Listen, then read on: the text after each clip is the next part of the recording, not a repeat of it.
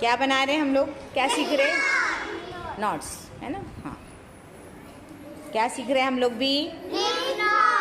हाँ, सिखाओ। हाँ, बच्चे को आ जाना चाहिए, एकदम परफेक्ट कर दो। हाँ बेटा,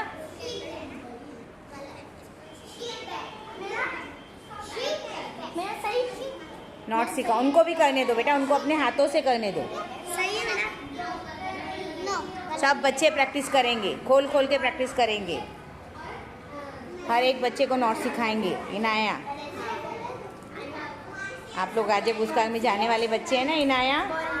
हाँ, तो आप एकदम परफेक्ट बन जाएंगे और अपने ग्रुप को भी परफेक्ट करेंगे, अपने षटक को परफेक्ट करेंगे। समझ में आया? ये हमारी 4 षटक है ना। तुम्हारे षटक का क्या नाम है? मोर। आपके षटक का? कोयल। और आपके षटक का?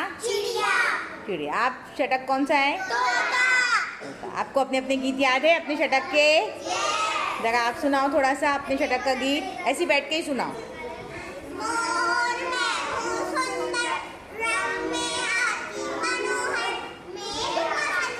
बस आप सुनाओ थोड़ा सा। हाँ सुनाओ साहब, जल्दी फास्ट। आप लोग सुनाओ जल्दी से।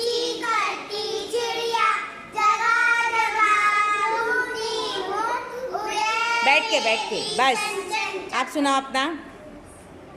क्या है आप लोग? कौन सा षटक है? तोता। मैं हूँ।